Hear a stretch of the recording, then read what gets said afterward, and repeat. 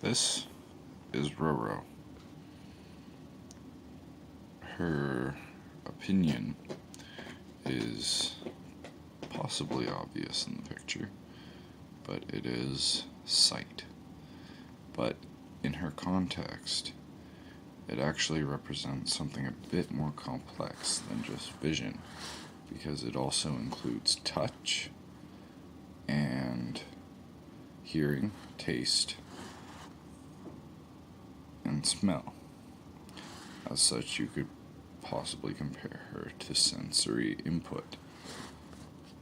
For this reason, a better word may be senses. But not everything about the senses are pleasant, and this is why she, like Malou, can sometimes be seen as both positive and negative. And as we will explore, her view of the world is based around the capture of those sensory inputs. And this is why most of the picture is of diverse colors and even styles. And we will continue with an example. What could best be described as her opinion is that things contain different stylistic representations in the mind. And while I can only really show visual and auditory, everyone knows that there is style to smell and taste and touch just as much as there is in vision and the like.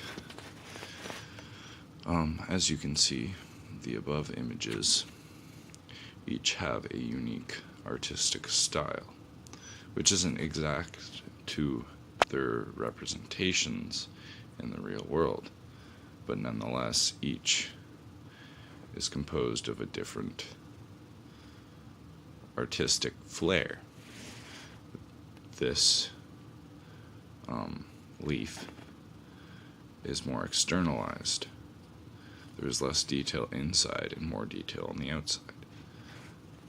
This flame, is more internal. There is more detail on the inside than on the outside, and it is outlined rather darkly compared to the leaf, which has less of an outline. The water droplet has more detail but less color inside itself, while having a lighter outline. The dirt is quite circular and spotted, while appearing mostly random. And the lightning bolt, while having many lines and many colors, sort of draws off and over the lines that it creates. The inside is colored over and the lines go out of the picture. And for these reasons, each has a different artistic choice. What is also interesting about these styles, which in Roro's perspective are called plor, is that plors can be combined, and while the features may appear better in certain circumstances, they do not always appear as well approached in other contexts. The issue with saying that, however, is that many senses and perspectives of plor, or experience and qualia, is that it is up to the beholder and not a objective fact. There is no true form of beauty. It is mostly in your head. And it can be redefined. For example, if one were to ask which of these was your preferred artistic style, every person would have a different response. Some may be uncertain, some may be certain, and some may select this over this or have multiple, or even irrelevancy or completency. Each plor is different, and in many ways, it is the blend in different forms that plor reflects the difference of different objects. For example, this chair is artistically different from the carpet. It doesn't look the same. Its artistic style isn't identical. If it were, the carpet would be of a leather form rather than a carpet form. And these artistic differences in the room are partially what differentiate the difference. And they are not always composed of the same color, as color is a aspect of plor, but the overall completion of the details is what forms the artistic relevancy of the object. And in many ways, each object has a different artistic style, much like each movie has a different cover. For this reason, the creation of new plor, since you cannot find these ones in nature, is also an interesting ability that humans have, which is found less often in nature, which produces different styles at a far slower rate. Can come in many palettes and forms. Can go from both the most beautiful in our linguistic descriptions to the most horrifying. And sometimes it is that the smallest of details that make it either or. And the same comes from experience of touch, smell, hearing, taste, and obviously eyesight. Each plor for each sense is unique, and another term for these perceptual things is qualia. But qualia takes on a more qualitative sense, while plor represents the manipulation and the deeper understanding of it. Because a plor can be found inside other plors, and qualia is more your qualified view of it. And I will explain that in a little bit more detail right now. You could argue that the qualia of this chair and this blanket is black and blue, but in reality, the blanket isn't blue. It looks blue on the camera. It's actually green. And what's important about that is that plor represents the actual thing, while our qualia represent our definition of the thing. And this goes back to our concepts of strings and perception, because if I can find a example, we'll use this again. This looks like a fire. That would be the plor. But the qualia can be modified because I can say that that's a face. This part right here is a smiling face. And thus, plor is what it is, and qualia is how we see it. In many ways, these things can be looked at in different ways. For example, this could be hair because its qualia has been altered while the plor remains the same. And as I will continue, from up here, the plor appears as such, but down here, the plor changes entirely. It isn't as clear, for one thing, and its details have been enlarged, and for that reason, it isn't even the same plor anymore. If you've ever looked at what things look like under a microscope, you'll know that the appearance of something changes with the scale of it. If you observe me approaching and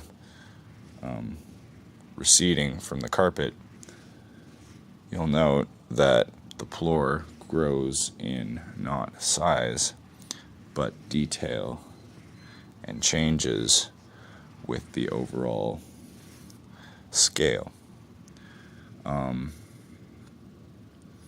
This has rules, but those rules aren't what are relevant to the plor, because the rules are something else. The plor seems entirely separate from the concept of how something behaves.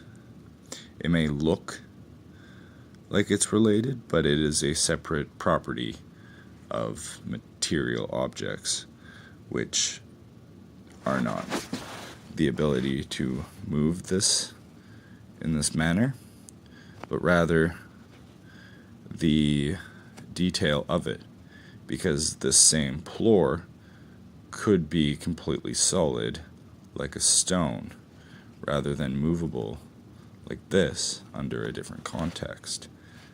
And this is why Roro takes interest in this concept, because it is the modification of the plor and not the property, or not the rules of the material, that allow for material that looks like something but behaves like something else. And I will show you an example in 1 second. Is not water. It is actually a patina solution for making jewelry and metalworking related stuff, which I have no idea how it works because I don't do that. It looks exactly like water, but you probably wouldn't want to drink it, and I really wouldn't recommend trying. The thing about it is that it looks almost exactly like this stuff. For this reason, you could argue that relatively they have the same plor. And this is a bad example because it's difficult to change, but I imagine that water is far easier to change so that it appears more like this, while not having the same complete plor similarities, because taste would not be the same in either of these cases, but one of the plors would be identical. For this reason, plors can be modified through their various properties or imitated by other things. And I will return with another example. Beauty and the work of the artist tends to be not a science in the same sense, because a scientist creates the chemical bonds required to make polymer clay. But the artist takes the polymer clay and shapes it and changes its color and form so that it resembles this substance more than what it looks like right now. And clay is a great example of a solid plor which can be easily modified to resemble anything of a similar form.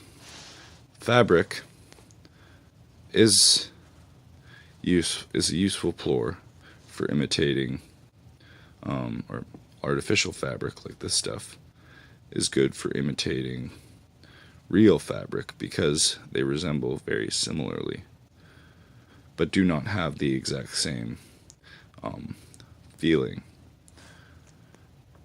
These things have a certain degree of relative reflection of their properties, but they have very rarely been studied as anything other than just the object. For this reason, Roro is interested in the details of the almost artistic style of the object over the function of the object. And she doesn't know much about the abilities of the object, and is more interested in how the object is the way it is in appearance. As such, we will now move on to her metaphysics that she created to better learn the way our eyes perceive these qualias and plor. It's rather simple. Plor is made up of 3 basic concepts. There is a fourth called property, but property is very difficult to follow in the same sense as plor, and another character will go into the details of stimulation and property and how difficult it is compared to simply the plor. But the shape, color, and sheen of an object is what distinguishes it from another, at least qualitatively and plor-related ways. Its property would make things more complicated. We can observe that because we see that various things in this room have a different shape, a different color, a different sheen. The bag has a sheen to it, and this has a sheen to it. That does. This has some, but this has barely any at all, and so does this. Those 3 basic properties are the essential features of sheen, or of plor, not sheen. I'm not sure how sheen works, but this makes sense. It becomes more complicated when you realize that depending on what the makeup of smaller portions of that shape, color, and sheen are, it actually is what it's like. You know how this fabric is the way it is at this scale? When you approach it, you notice that there's a lot more pores and holes and entanglements of the fabric, or like the string in the fabric. And that entire microscopic detail that you can't see is what in turn creates the macroscopic detail that you can see. And a basic rule of geometry is that any shape can fit inside any shape depending on its, as long as it's smaller than another shape. For example, a stick man can fit inside a circle. It's a very badly drawn stick man. But the point of that is a basic application of plor, which would be that you can imitate the shape, color, and sheen of a substance not by recreating it at the macro scale, but you can increase the detail of it by replicating it at a smaller scale and then exaggerating it as it gets bigger, which means that any microscopic detail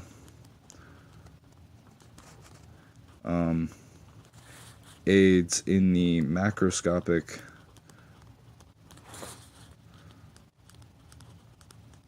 recreation of that thing. And as I said before, this can be both a good thing if you're trying to create a new appearance for a substance, but it can also be a very dangerous thing because you can easily fool someone into consuming or touching or smelling or doing various other things with the incorrect substance. So, the best way to check that is simply to observe the microscopic details, which are unlike the macroscopic. But another rule is the property of the object. So like a box of sugar, or a square of sugar, isn't going to form as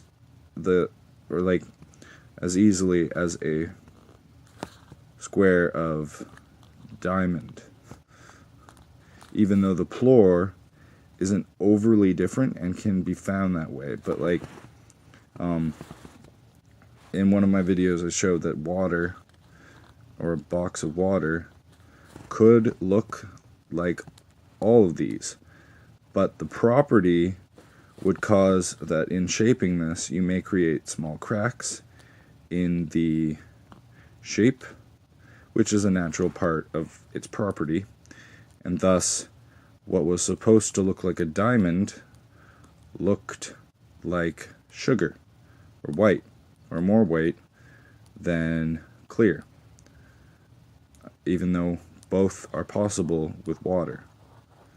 But it's in the micro detail, and it's very difficult to repair those micro cracks and those bubbles and the various things unless you go even smaller as a beginning and then reconstruct it at a larger scale.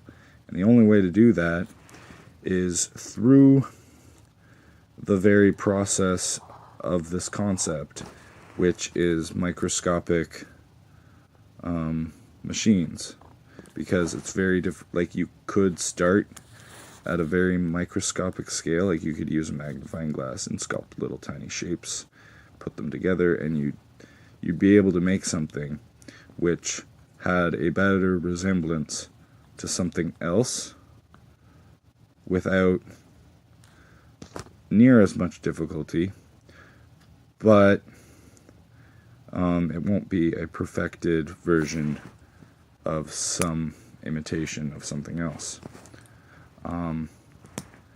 The purpose of this is to imitate a substance with another substance because their plors are similar.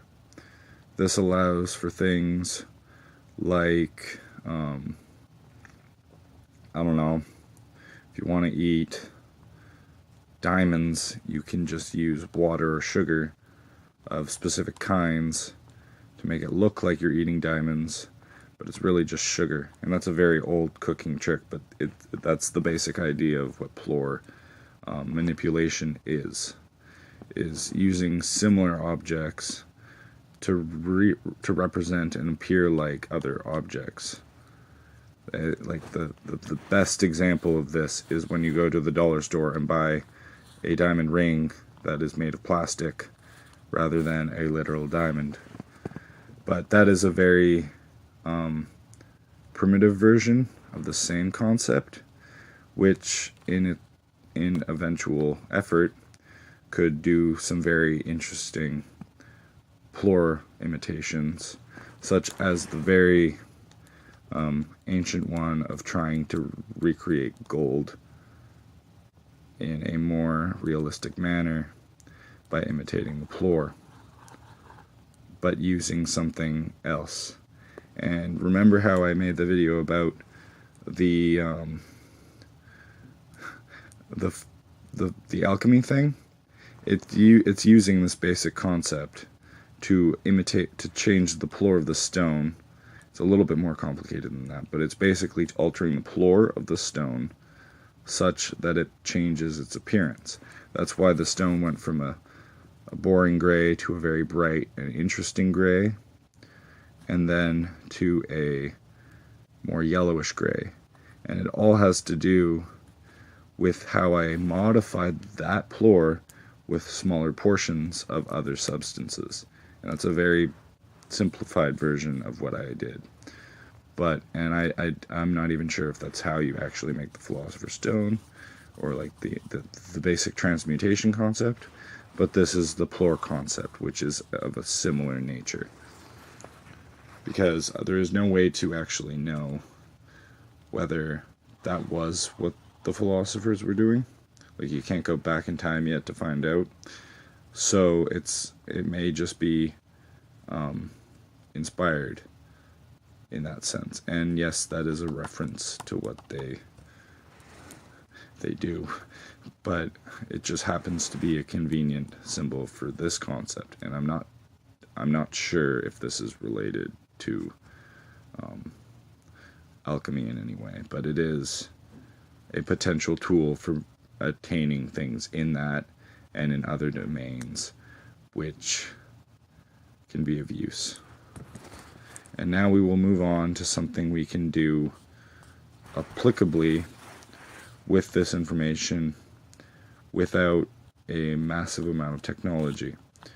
And I don't mean something that I've already talked about, I mean something we haven't discussed, because why make a video of this when I just did?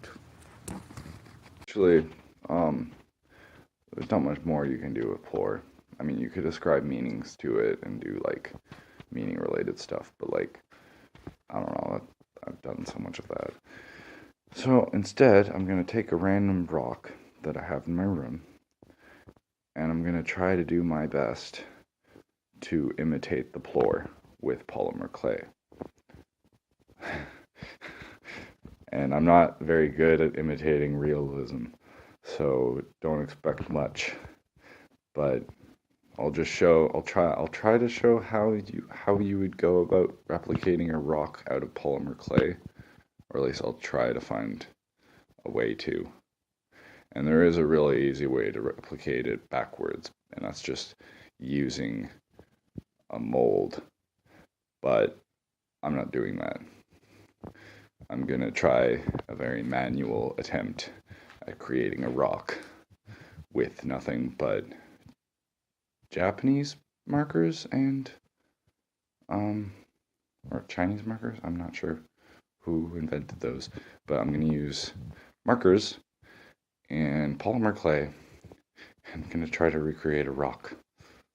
So yeah, this is the rock we're going to try to replicate. I forget what kind of rock it is. I know the second word in it is tier, but it is a very interesting rock. It's not overly complicated. It has about 2 colors. The only thing it won't be able to replicate is the sheen, because polymer clay doesn't have that. But, I mean, I might be able to replicate that if I dip this in resin, because I happen to have resin. But I don't know if I'm going to do that, because the last time I tried using resin, my fingers started dissolving, so I'm probably going to not do that. But that is a way you can replicate the sheen, is to coat it in some sort of resin, because resin has a plasticky sheen to it, like in plastic.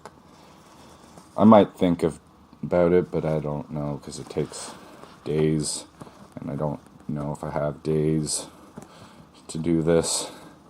So if I find another way to make it, and like you can kind of do it with wax too, but it would have to be clear wax, and I don't know where you get clear wax.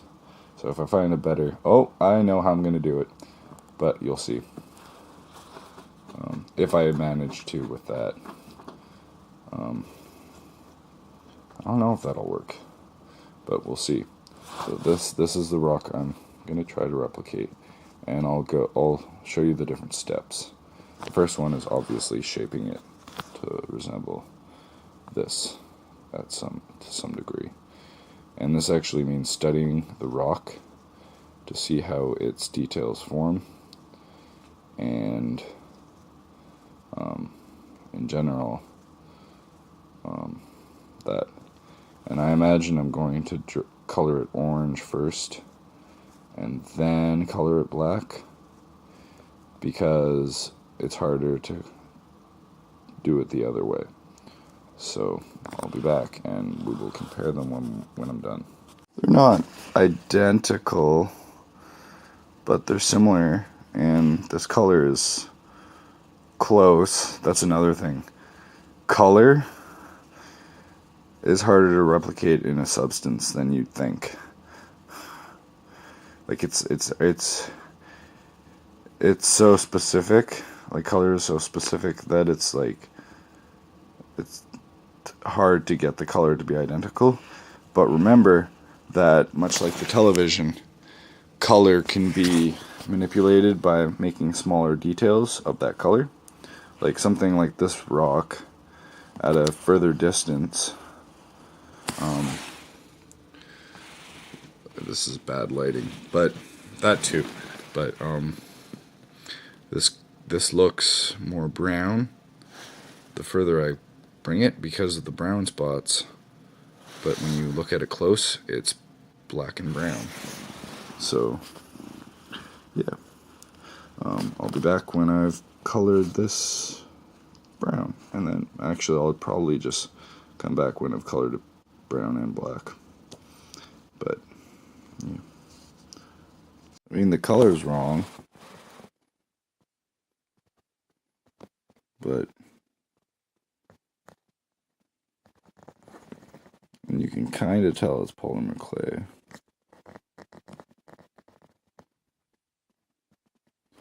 But it has a bit of a sheen too because of the ink. But I don't know. It's kind of cool. I'm not sure if you can bake polymer clay with marker on it. I don't know if that's safe. I don't know how flammable marker ink is. But yeah, that is an example of what plor does. Gases are the hardest to replicate. I don't know how you dye a gas. You might be able to. I don't know. And fire. Fire is really hard. As per last time, we'll discuss the symbols in the picture. The 3 stones at the bottom represent the different plors and the different styles of artistic rendering in nature. Water represents the reflection aspect, while these represent the shape and color. The eye represents perception. The clouds represent the difficulty of different phases in replication. The plants in the background represent the change of plor with time,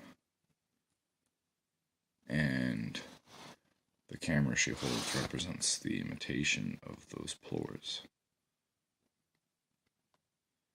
And the 2 colors represent the different forms of beauty in the world, because one is gray and the other one's pink.